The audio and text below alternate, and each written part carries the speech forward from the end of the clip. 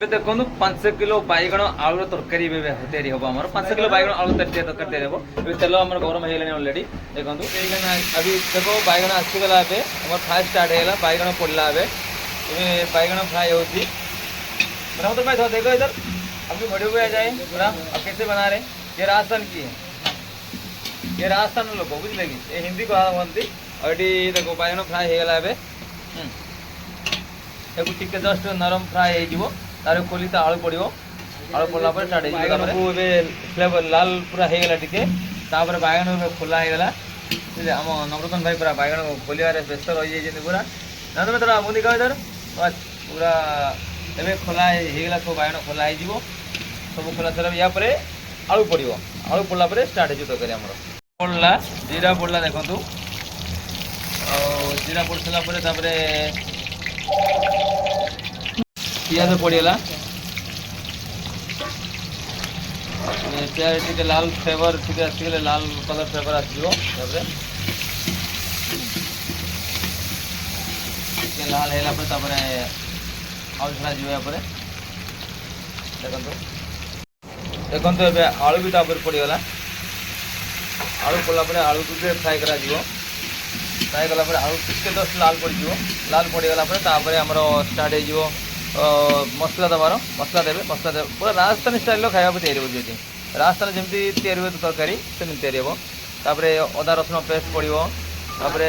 मसला भी पड़ कि अदा रसुण पेस्ट पड़ा तो आलू उपर अदा रसुण पेस्ट पड़ो ये सब मैंने राजस्थानी रोसे तो आम तो ओडिया रोसे कौन आगे पियाज पड़ता मसला पड़ता देखिए एम अलग स्टाइल रोसे होना ये जस्ट लाल भी है बस टिके जस्ट फ्राए हो फ्राए भी स्टार्ट हो पूरा देखो होगा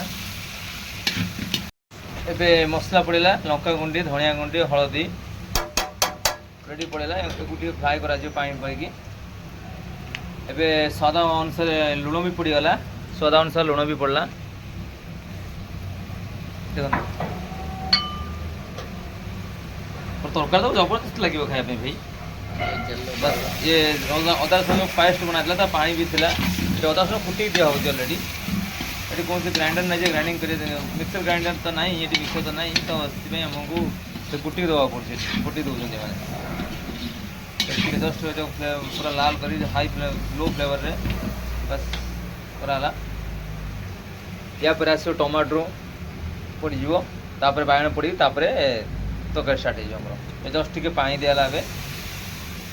टमाटो अच्छे टमाटो भी पड़गला टमाटो भी पड़गला